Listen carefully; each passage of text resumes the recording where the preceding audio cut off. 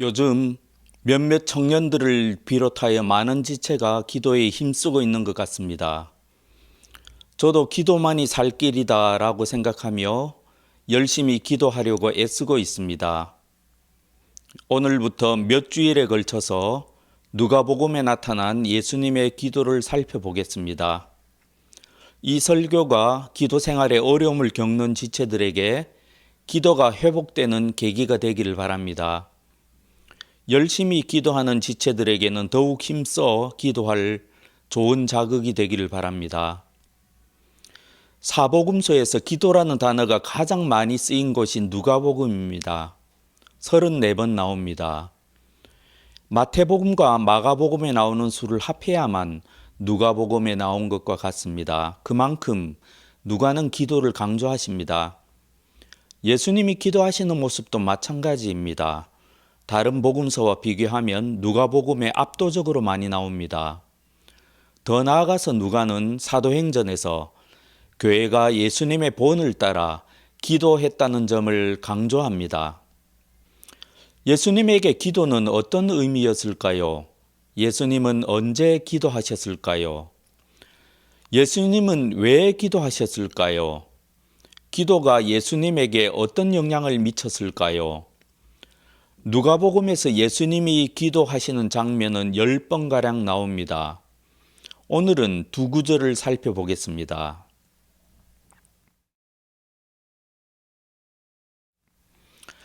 먼저 예수님이 기도하시는 첫 장면입니다. 이 짧은 구절 안에 삼위의 하나님이 모두 등장하십니다. 백성이 다 세례를 받을새 예수도 세례를 받으시고 기도하실 때 하늘이 열리며 성령이 비둘기 같은 형체로 그의 위에 강림하시더니 하늘로부터 소리가 나기를 너는 내 사랑하는 아들이라. 예수님은 이스라엘 백성과 함께 세례 요한에게 세례를 받으셨습니다. 이는 어떤 의미일까요? 세례 요한 당시의 세례는 이방인들에게만 베풀었습니다. 유대교로 개종하기를 원하는 이방인이 있으면 제사장은 이방인의 더러움을 제거하기 위해서 요단강에 몸을 잠그게 했습니다. 세례 요한이 베푼 세례의 독특한 점은 이방인이 아닌 유대인에게 세례를 주었다는 점입니다. 세례 요한이 베푸신 세례는 죄사함을 받게 하는 회개의 세례였다고 기록되어 있습니다. 온 이스라엘 백성이 세례 요한의 세례를 받았다는 것은 이스라엘이 회개와 죄사함이 필요하다는 사실을 인정했다는 점에서 중요합니다. 우리는 이러한 맥락에서 예수님의 세례를 이해할 수가 있습니다. 하나님이 죄를 알지도 못하신 이를 우리를 대신하여 죄로 삼으신 것은 우리로 하여금 그 안에서 하나님의 의가 되게 하려 하심이라. 하나님은 당신의 아들이신 예수님을 우리를 대신해서 죄로 삼으셨습니다. 이것이 하나님의 뜻입니다. 예수님은 하나님에게 절대 순종하심으로써 자신을 향하신 하나님의 뜻을 이루셨습니다. 그러므로 예수님이 세례를 받으셨다는 것은 예수님이 하나님의 뜻에 절대 순종하셨다는 의미입니다. 예수님은 죄가 없으신 분이시지만 죄인과 함께 세례를 받으셨습니다. 예수님의 순종으로 하나님은 죄를 알지도 못하신 예수님을 우리를 대신하여 죄로 삼으실 것입니다. 즉 예수님의 순종으로 우리의 구원사가 시작되었습니다. 이것을 시작으로 해서 하나님은 당신의 아들을 모든 백성의 죄를 대신하여 죽으시는 자리로 이끌고 가실 것입니다. 예수님은 성부 하나님께서 영원전부터 수립하신 우리의 구원을 실행하실 것이고 성령 하나님은 예수님이 성도의 몸을 성전 삼으심으로써 예수님이 실행하신 구원을 우리에게 적용하실 것입니다. 우리 주님의 순종으로 성부 하나님의 뜻이 시행되었습니다. 순종을 통해서 하나님의 뜻은 이 땅에서 이루어지기 시작하고 하나님 나라는 확장되기 시작했습니다. 주님의 순종이 쉬우셨겠습니까? 주님은 하나님의 아들이시기에 순종하기가 우리보다 쉬우셨겠습니까? 히브리서 기자는 우리 주님이 고난을 통해서 순종함을 배우셨다고 말씀하셨습니다. 주님이 순종을 배우심으로 우리가 구원을 받을 수 있게 되었습니다. 그러므로 우리는 주님의 순종을 당연하게 여기기보다는 다음과 같이 생각해야 마땅하다고 생각합니다. 예수님께서 그렇게 하나님에 대해 절대 순종을 바치셨다면 우리는 얼마나 절대 순종으로 하나님께 나아가야 하겠는가? 우리 주님께서 절대 순종으로 기도하셨다면 우리는 얼마나 절대 순종으로 기도해야 하겠는가? 이렇게 생각하는 것이 마땅하지 않겠습니까? 우리 구원사의 시작에서 그 결정적 전환점에서 예수님은 기도하셨습니다. 기도하시자 어떤 일이 일어났습니까? 하늘이 열리고 성령이 예수님에게 내려오셨습니다. 우리는 여기에서 누가복음과 사도행전에서 반복되는 하나의 패턴을 볼 수 있습니다. 그것은 절대 순종, 그리고 기도, 그리고 성령 강림의 패턴입니다. 예수님에게 나타난 이 패턴은 사도행전과 초대교회의 역사와 또한 부흥의 역사 속에서 반복됩니다. 먼저 사도행전의 경우입니다. 예수님은 부활하신 후 사도들에게 예루살렘을 떠나지 말라고 명령하셨습니다. 예수님이 제자들에게 누차 말씀하셨던 하나님 아버지께서 약속하신 성령을 기다리라고 하셨습니다. 성령이 임하셔야만 제자들이 예수님의 증인이 될 것이라고 말씀하셨습니다. 제자들이 어떻게 했습니까? 그들은 예수님께 순종하였습니다. 하나님의 뜻대로 이루어지기까지 기다리며 오로지 기도에 힘썼습니다. 예수님의 경우와 같은 패턴입니다. 절대 순종, 기도, 성령 강림입니다. 그 다음 초대교회의 경우입니다. 초대교회 그리스도인의 삶에도 이러한 패턴이 반복되었습니다. 초대교회의 소박한 그림 중 기도하는 모습들은 매우 인상적입니다. 하나같이 손을 들고 기도하는데 매번 나오는 비둘기는 무엇일까요?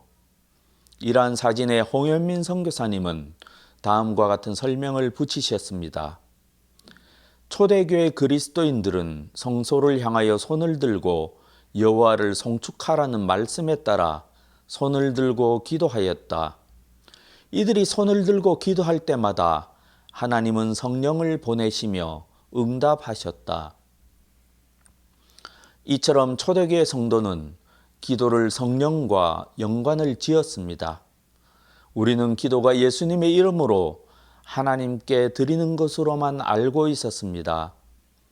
이제부터는 절대 순종의 자세로 기도할 때 성령께서 임재하심을 기억하시기 바랍니다. 이와 같이 성령도 우리의 연약함을 도우시나니 우리는 마땅히 기도할 바를 알지 못하나 오직 성령이 말할 수 없는 탄식으로 우리를 위하여 친히 간구하시느니라.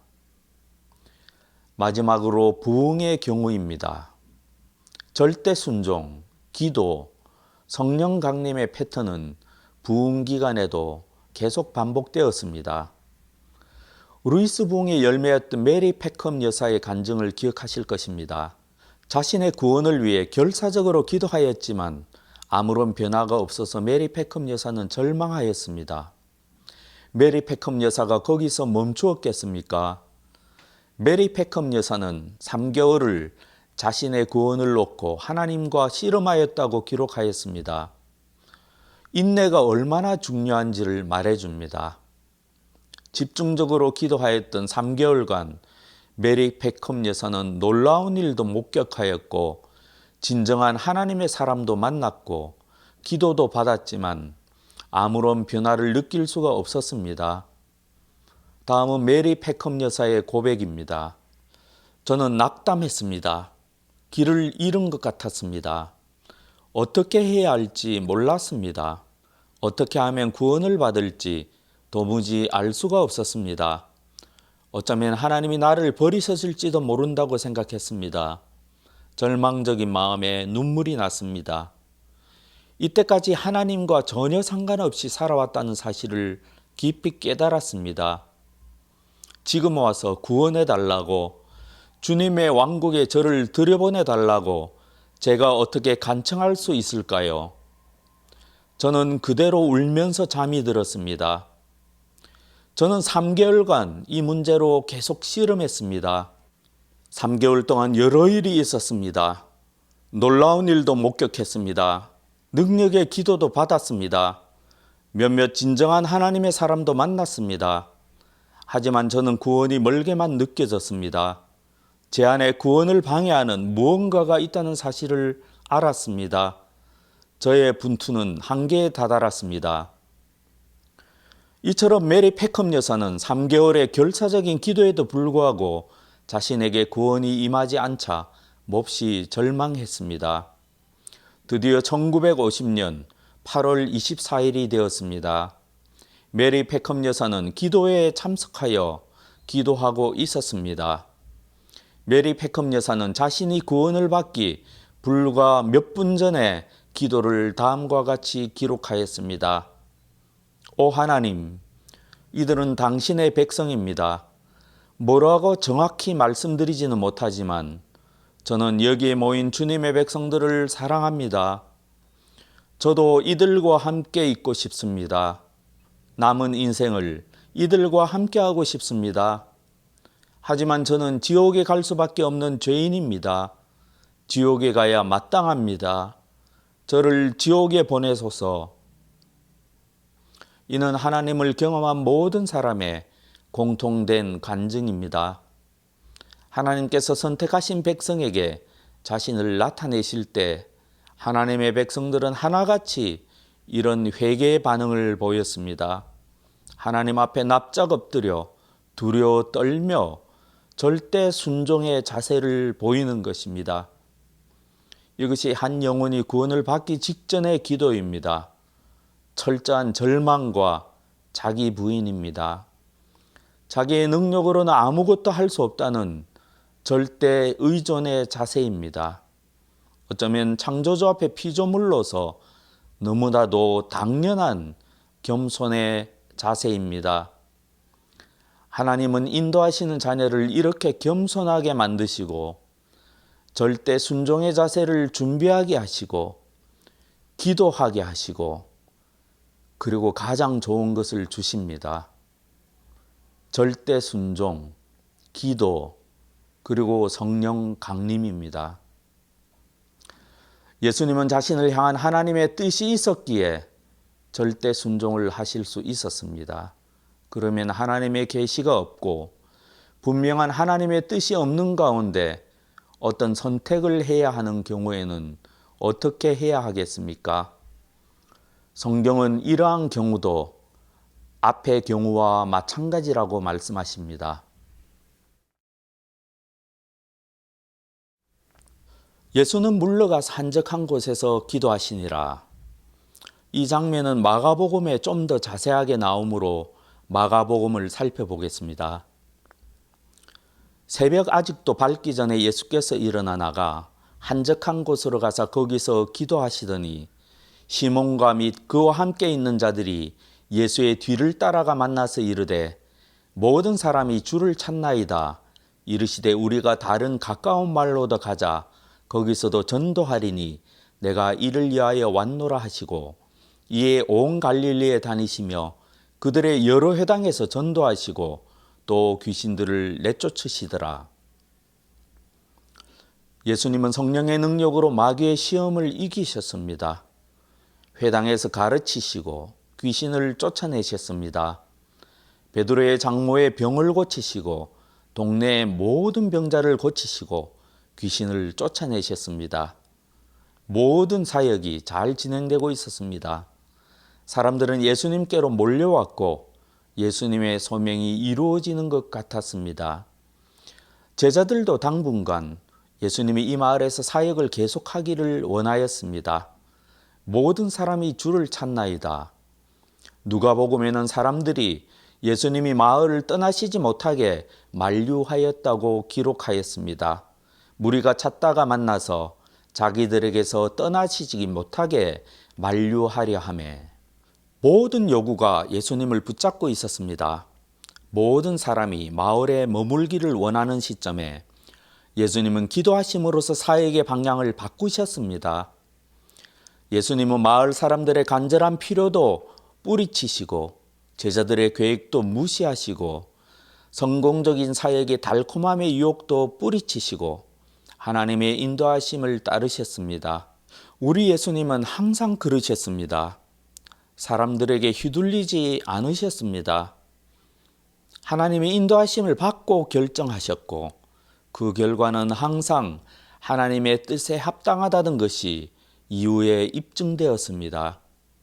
예수님의 삶의 확고함과 선한 열매 이전에 항상 예수님의 기도가 있었습니다. 예수님의 기도가 예수님의 삶의 방향을 결정지었습니다. 예수님과 비교해서 우리의 기도는 어떻습니까? 청년 사역을 하면서 청년들이 인생의 결정적인 순간을 맞이하는 모습을 많이 목격했습니다. 대부분 선택과 관련된 순간이었습니다. 예수님의 경우처럼 머무르느냐 혹은 떠나느냐의 경우도 있었고 결혼과 관련된 하느냐 마느냐의 경우도 있었습니다. 원하지 않은 임신이 되어서 낙태를 하느냐 마느냐의 극단적인 경우도 있었고 취업이 가능한 두 직장 중에서 어느 직장을 선택하느냐는 양자택일의 순간도 있었습니다. 이토록 자신에게 중요한 선택을 앞두고 기도하지 않을 그리스도인이 누가 있겠습니까? 하지만 모든 청년들이 진심으로 하나님께 기도하지는 않았습니다. 물론 형식적인 기도는 하긴 하죠. 하지만 대부분의 경우 하나님이 친히 인도하시더라도 자신의 선택을 바꿀 마음이 없이 그렇게 기도하는 것으로 제겐 보였습니다. 심각한 얼굴로 목사에게 어떻게 해야 할지 물어보지만 자기가 먼저 결정하고 동의를 구하는 경우도 많았습니다. 그럴 때 제가 어떻게 해야 하겠습니까? 설득해서 안 되면 하나님이 불쌍히 여기기만을 바라고 기도할 수밖에 없죠. 사람에게 그런 태도로 상담하러 오는 사람들은 하나님께 기도하러 나갈 때도 마찬가지가 아닐까 합니다. 기도할 때도 이런 식이면 하나님은 무엇입니까? 하나님은 자기 합리화의 도구가 되는 것이겠지요. 하나님이 왜 그런 기도를 들으시겠습니까? 제가 경험한 청년들의 경우를 말씀드렸지만 어른들이라고 해서 다르겠습니까? 중요한 결정일수록 하나님의 뜻을 묻는 경우가 많지만 결국은 자기 뜻을 쫓아서 행하는 경우가 많이 있습니다. 하나님은 그런 기도는 절대 듣지 않으신다라고 성경은 명백하게 말씀하십니다.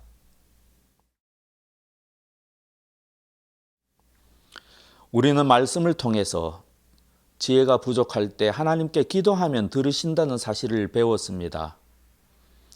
그리고 구하여도 받지 못하면 정력으로 쓰려고 잘못 구하기 때문이라 라는 말씀도 들었습니다. 이 말씀에 이어서 우리는 다음의 말씀을 듣습니다.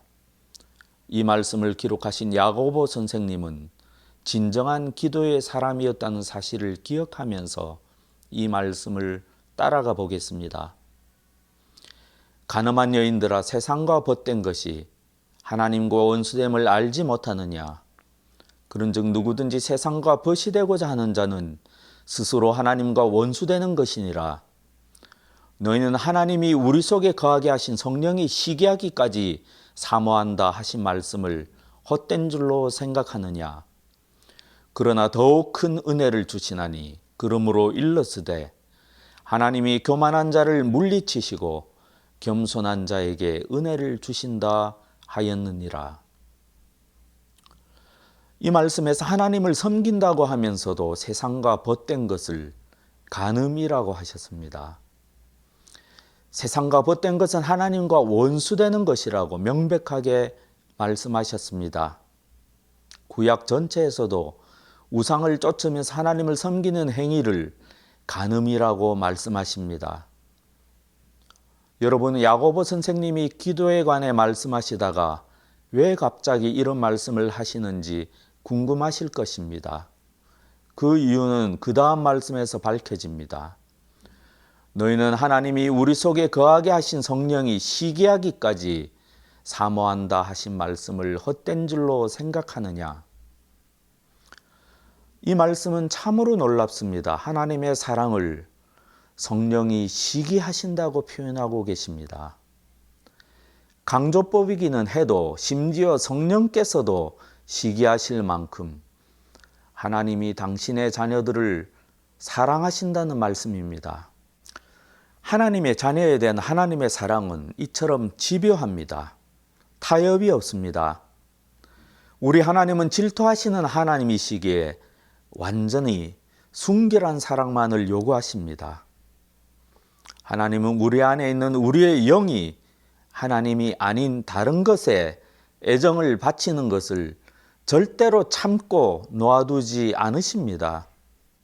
이 하나님의 마음이 기도에 그대로 적용되는 것입니다.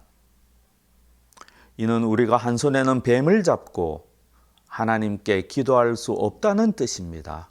우리가 진실로 정말로 하나님께서 내 삶을 인도해 주시기를 바란다면 기도하기 전에 먼저 우리 손에 잡고 있는 뱀을 버려야만 합니다. 나의 정욕, 나의 욕심, 나의 야망까지도 내려놓아야 합니다. 우리가 기도할 때 잡을 가능성이 있는 뱀은 무궁무진합니다. 우리의 재산, 우리의 자녀, 우리의 부모나 형제, 우리의 교회, 우리의 애인, 우리의 배우자. 우리가 뱀을 버리면, 그렇게 할 수 있으면 하나님은 우리를 인도하십니다. 우리를 인도하시되 하나님의 선하신 뜻대로 인도하십니다. 지혜를 주셔서 갈 길을 알려주십니다. 영원히 내 곁에서 나와 동행하십니다. 신자에게 이보다 더 복된 상태가 있을까요? 단지 내 삶의 안정감을 위해서가 아닙니다. 하나님이 인도하시는 그 길의 끝에는 영원히 하나님과 동행하는 영생이 있음을 알기에 우리는 하나님의 인도하심을 받을 마음이 조금이라도 있다면 반드시 마음의 우상을 버려야 합니다. 이 말씀을 이해하고 정말로 그렇게 생각할 때 우리는 그 다음 말씀도 이해할 수 있습니다. 그러나 더욱 큰 은혜를 주시나니 그러므로 일렀으되 하나님이 교만한 자를 물리치시고 겸손한 자에게 은혜를 주신다 하였느니라. 세상에서 겸손은 인간 대 인간의 관점에 대한 의미를 지닙니다. 하지만 성경 전체는 인간 대 인간의 겸손 이전에 창조주 하나님과 피조물인 인간의 겸손을 먼저 말씀하고 있습니다. 그러므로 IBP 성경신학사전은 겸손에 대해 다음과 같이 말합니다. 겸손은 성경에서는 주로 하나님에 대한 복종을 언급하는 데 사용된다. 이 복종은 하나님의 위엄 앞에서 마땅히 취할 태도이며 하나님의 은혜를 받아들이기 위한 필수적 조건이기도 하다. 성경은 인간끼리도 서로 겸손해야 한다고 말씀하십니다. 하지만 인간 사이의 진정한 겸손은 하나님에 대한 복종과 겸손에서 나온다고 말씀하십니다. 제자들의 발을 씻기신 예수님의 겸손은 아버지 하나님에 대한 철저한 복종과 겸손으로부터 비롯된 것입니다. 예수님은 나는 마음이 온유하고 겸손하니 나의 멍에를 메고 내게 배우라 라고 말씀하셨습니다. 참된 안식은 그렇게 해야만 얻을 수 있다고 말씀하셨습니다.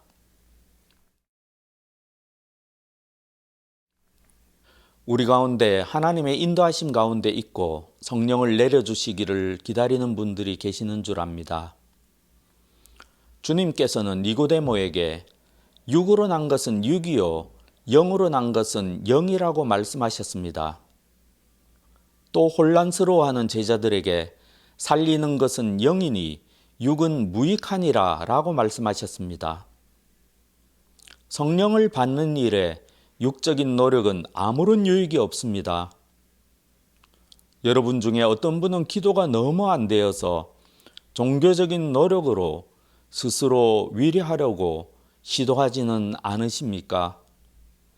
이것저것 열심히 온라인 설교도 듣고 성경도 필사하고 힘과 위로가 될 만한 책도 읽고 하지만 종교적인 노력은 약간의 유익이 있을 뿐입니다. 육적인 노력은 절대로 경건을 대체할 수가 없습니다. 기도가 안 되면 모든 것이 안 됩니다. 기도가 안 되면 하나님께 절대 좋은 것들을 받을 수가 없습니다. 여러분이 영원한 것을 추구하십니까? 하나님이 여러분에게 예수 그리스도 안에 있는 하늘에 속한 모든 신령한 복을 주시기를 원하십니까? 그렇다면 기도만이 유일한 답입니다. 썩은 것을 추구하고 이 땅을 추구하는 사람들에게는 제가 아무런 말씀을 드릴 것이 없습니다. 하나님 아버지께서만 주실 수 있는 신령한 복을 구하시는 분들께 말씀드립니다. 예수님만이 유일한 소망이고 성령이 가장 좋은 것이라고 생각하십니까? 하나님이 여러분을 구원하지 않으신다면 여러분이 가는 길 끝에는 지옥이 기다리고 있음을 이제 아십니까? 성령으로 거듭나지 않으면 절대 하나님 나라에 들어갈 수 없다는 사실을 진정으로 믿으십니까? 여러분의 생명이 하나님의 은혜에만 달려있다고 정말로 그렇게 생각하신다면 왜 여러분의 생명을 걸고 기도하지 않으십니까? 수많은 세상 사람들도 자신의 욕망을 위해서 끊임없이 기도하고 지성을 올립니다. 기도를 위해서 시간을 드리고 거금을 드리고 온 힘을 다해서 비는 것도 봅니다. 그들이 그렇게 하는 이유는 자신의 욕망을 채우기 위해서입니다. 그렇다면 신령한 것을 구하는 우리는 어떻게 해야 하겠습니까? 여러분의 기준을 낮추시지 마십시오. 하나님께서도 기준을 낮추시고 싶은 생각이 전혀 없으십니다. 하나님은 오직 여러분에게 절대 순종을 요구하시고 오직 가장 좋은 것을 여러분에게 주고자 하십니다. 예수님이 절대 순종으로 그렇게 기도하셨다면 우리는 더욱더 그렇게 기도해야 합니다. 예수께서 육신으로 세상에 계실 때 자기를 죽음에서 구원하실 수 있는 분께 큰 부르짖음과 많은 눈물로서 기도와 탄원을 올리셨습니다. 하나님께서는 예수의 경외심을 보시어서 그 간구를 들어주셨습니다. 그는 아드님이시지만 고난을 당하심으로써 순종을 배우셨습니다. 아멘.